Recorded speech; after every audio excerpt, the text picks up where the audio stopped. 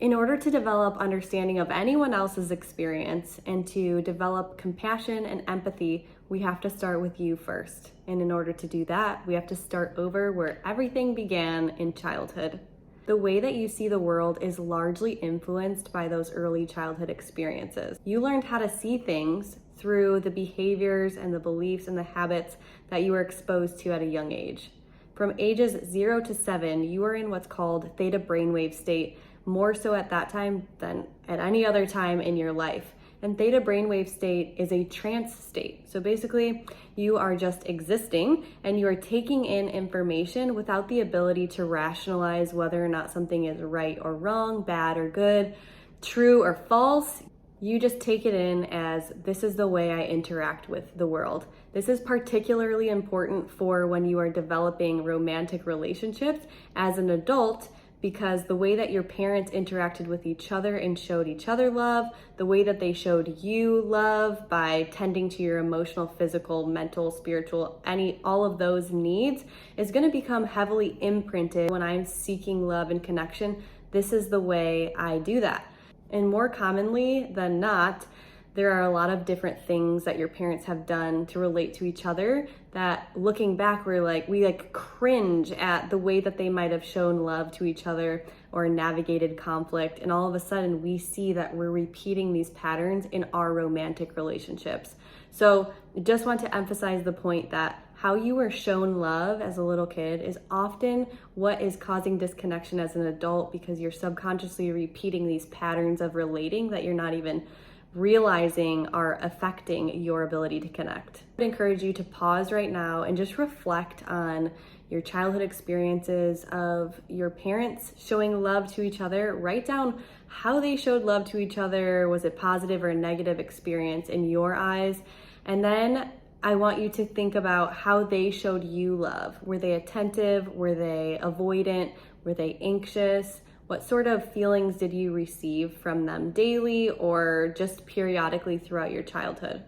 All of these messages, because you're in that trance state, are just downloaded into your system. So if you think about a computer, you are downloading these hardwired programs into your system that become your default mode, and they're stored in a place called your subconscious mind. Your subconscious mind is like a library of everything that you've ever been through, been exposed to, listened to, watched. It's pretty wild, but it is all taken in and stored in that space.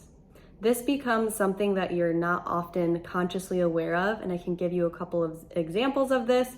When you learn to brush your teeth, it's kind of hard at first. You are actively learning the skill, so you're using your conscious mind to pay attention to all the steps. And with repetition, you are downloading those steps into your subconscious mind, and now you brush your teeth without even thinking of it.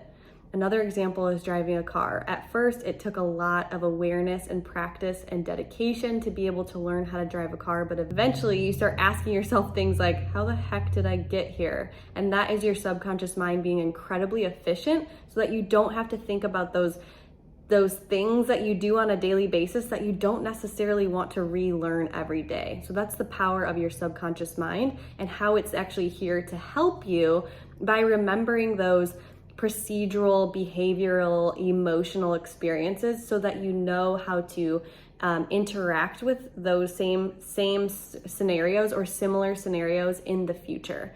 But this is also problematic because sometimes those things that we learned are really out of date and we don't have the conscious awareness to say, oh, I recognize that this procedure is no longer relevant to my life circumstances. Let me shift it. We are creatures of habit, so we will always default to those patterns that feel comfortable for us, and that makes being an adult hard because there's a lot of different circumstances that require different ways of responding. But if we don't have the conscious awareness of what's going on, oftentimes we enter more reactive modes, default modes, and that's where problems occur. As a functioning adult, 90% of your day is spent run by your subconscious mind. That means because we're so efficient, we've learned based on past experiences, we can predict the outcome of most experiences or most things that we're going through by what we've experienced in the past. And only about 5 to 10% is spent in your conscious mind making those conscious decisions.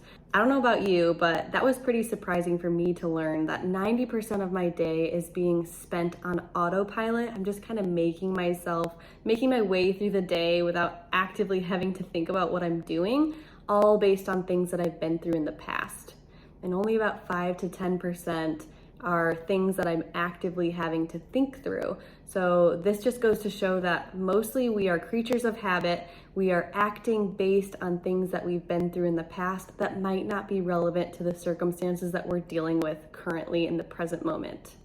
So now that you have that knowledge, you just bring awareness to the fact that you might be loving your partner based upon models that you've been shown in the past, and it might be time for an upgrade.